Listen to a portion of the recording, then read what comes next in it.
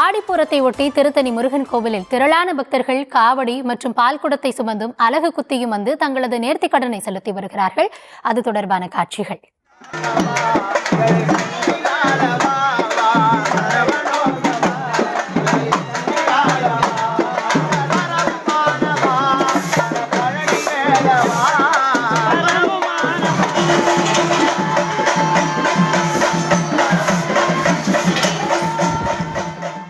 இது தொடர்பான விவரங்களோடு இணையவிருக்கிறார் எம்முடைய செய்தியாளர் செந்தில்.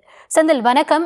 சாதாரண நாட்கள்லேயே 3 மணி நேரம் 4 மணி நேரம் காத்திருந்து தரிசிக்க வேண்டிய நிலை இருக்கும். இன்றைய தினத்துல கூட்டம் எந்த அளவுக்கு இருக்கிறது, எவ்வளவு நேரத்துல தரிசிக்க முடிகிறது, விரிவான விவரங்கள்? வணக்கம். 6 படை வீடுகளில் ஒன்றான 5ஆம் படை வீடான திருத்தணி முருகன் கோவிலில் இன்று ஆடிப்புற தினத்தை முன்னிட்டு அதிகாலை மூலவருக்கு சிறப்பு அபிஷேகம் மற்றும் தீபாராதனை நடைபெற்றது.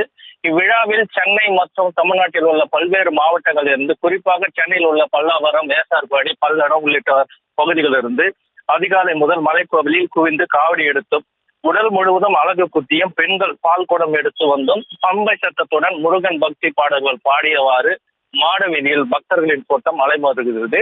இதனால் 100 ரூபாய் கட்டண வழியில் 1 மணி நேரத்திற்கும் மேலாகவும், அதே போல் பொது தரிசன வழியில் 2 மணி நேரத்திற்கும் மேலாக பக்தர்கள் நீண்ட நேரம் காத்திருந்து சாமி தரிசனம் செய்து வருகின்றனர்.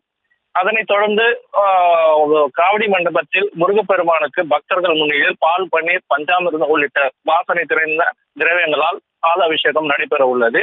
இதனால் காவல் துணை கண்காணிப்பாளர் தலைமையில் 100க்கும் மேற்பட்ட போலீசார் வந்து மலைக்கோவிலில் பாதுகாப்பு பணியில் ஈடுபட்டு வருகின்றனர். விவரங்களுக்கு நன்றி செந்தில்.